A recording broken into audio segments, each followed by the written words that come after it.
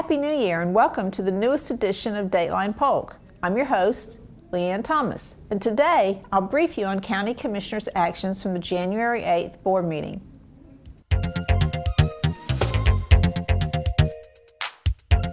County Attorney Michael Craig provided Commissioners with an update on settlement discussions with Republic Services for disputed contract discrepancies. The county contracts with Republic for solid waste hauling services.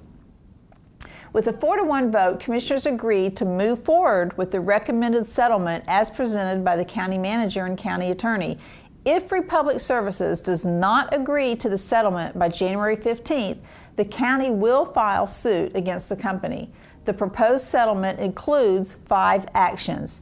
First, Republic agrees to pay Polk County $1.5 million by January 21st to settle past claims. This includes overpayments, liquidated damages, and economic damages, with the exception of damages related to tipping fee credits and potential commingling of waste. Second, Republic agrees to fully cooperate with and make available all relevant information to a mutually agreed upon certified public accountant or accounting firm during a forensic audit of tipping fee credits to include investigation of potential commingling of waste. Third, Republic agrees to strict future compliance with terms and conditions of the contract signed in 2010. Fourth, Polk County agrees to not assess additional liquidated damages or to seek termination of the 2010 agreement for a 60-day period ending March 8, 2013. Fifth, Polk County and Republic Services agreed to mediation during the 60-day period to develop a specific definition of compliance on disputed issues. While on the topic of solid waste, Director of Information Technology Ed Wolf briefed the board on the status of refunds for residents who were overcharged for solid waste assessments. To date, Phase 1 of the refund process has been completed and approximately $330,000 have been refunded to residents. The second and final phase of the process is expected to be completed in April. Moving on, board members approved an annual maintenance agreement of approximately $500,000 with Motorola for the county's radio communications system, which is used countywide by emergency personnel. Pete McNally with Polk County Fire Rescue has more information on the agreement. Well, this morning's presentation dealt with the contract for continued maintenance for our Motorola radio system. Our emergency radio system requires upkeep, periodic maintenance, any other kinds of levels of maintenance, and this contract allows us to do the proprietary maintenance or have a company come in, a Motorola or their subsidiary, to do proprietary maintenance for our important emergency radio system. The board approved and prioritized 5 federal funding requests, which will be sent to officials in Washington, D.C. Included first is a request of $6.3 million for improvements to the Skyview Utilities water and wastewater system located in Lakeland. Second is a request of $24 million for Phase 2 of the Bartow Northern Connector project. The request is for a 4-lane roadway improvement that will extend from U.S. Highway 17 to State Road 60. Third, the board approved a request of $2 million for law enforcement to combat rising gang activity, violent crime, narcotic and prescription drug problems, and internet crimes.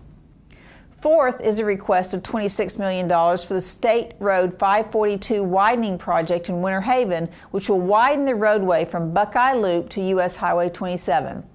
And lastly, an endorsement of the Avon Park Air Force Range Readiness Environmental Protection Initiative request of $3 million. The proposed initiative will provide long-term protection to the important U.S. military training property located in southeast Polk County. It will also further protect environmentally sensitive lands that surround the property.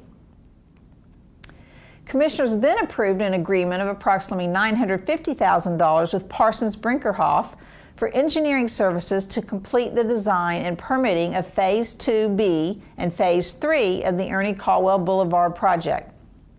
Transportation Director Jay Jarvis has the project details. We had a consultant services agreement before the board for the design, permitting, of the Ernie Caldwell Boulevard Phase 2B and 3. This is a road that connects Pine Tree Trail up in the northeast part of the county to 1792 and includes a flyover over the CSX rail and tie into 1792 with an intersection. And this will get us to the point where we can go out to bid and provide a connection all the way from Highway 27 over to 1792 in the northeast part of the county.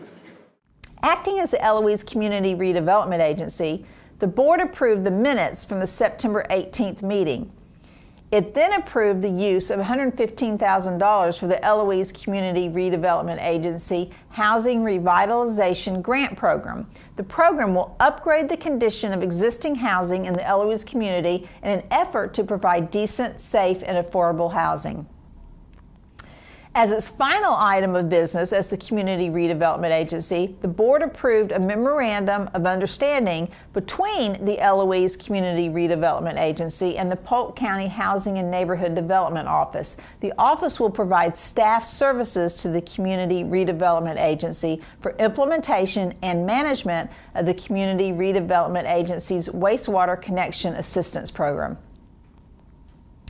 In regular board action, commissioners approved the minutes from their board meeting on December 18th. They also approved the consent agenda as well as disbursements from the county comptroller.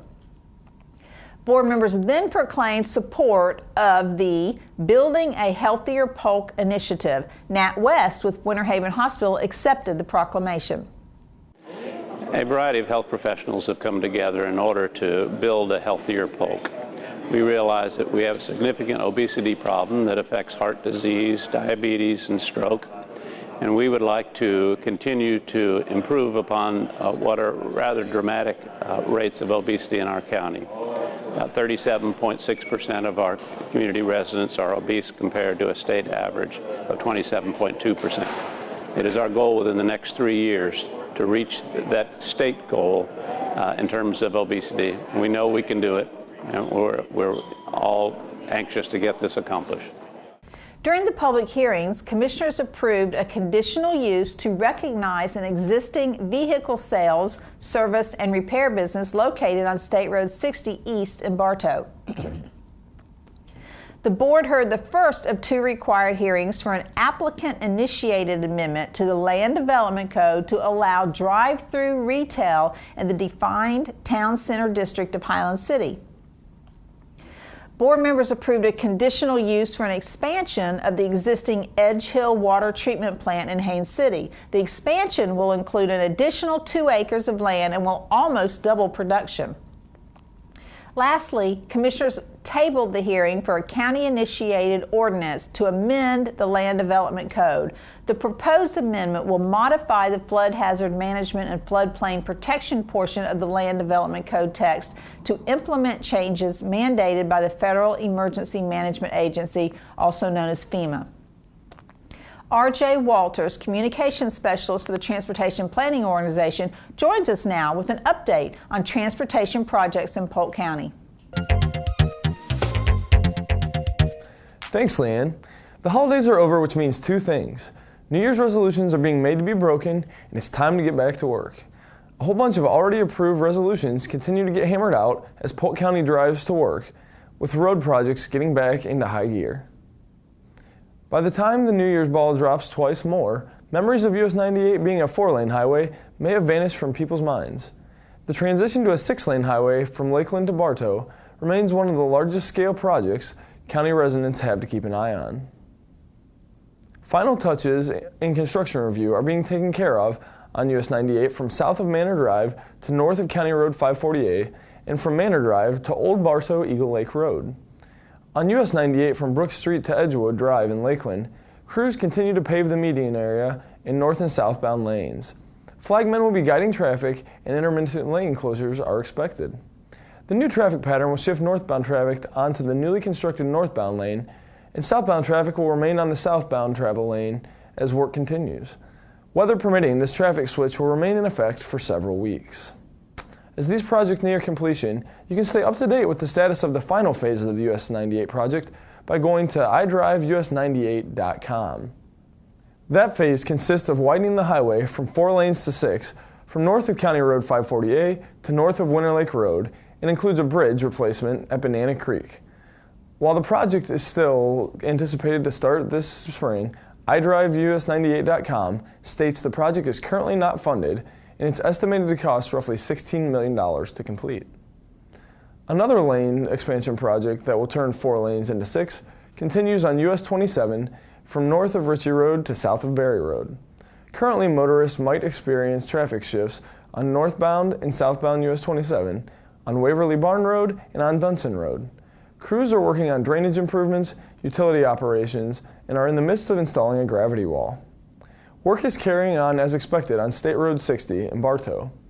Motorists can currently expect intermittent road closures on the 4.1-mile stretch from east of Allen Loop Road to west of Peace Creek from 7 a.m. to 6 p.m.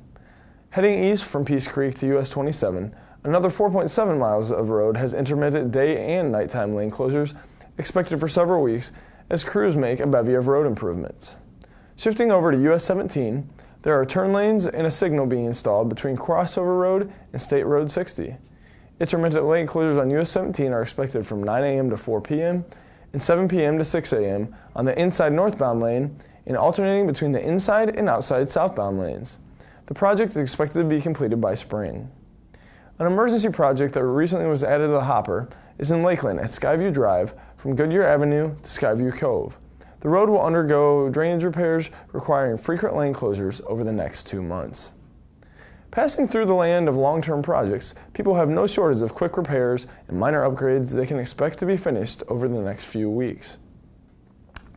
All of the following projects will cause lane closures and sometimes require detours, but only in the evening and through the night.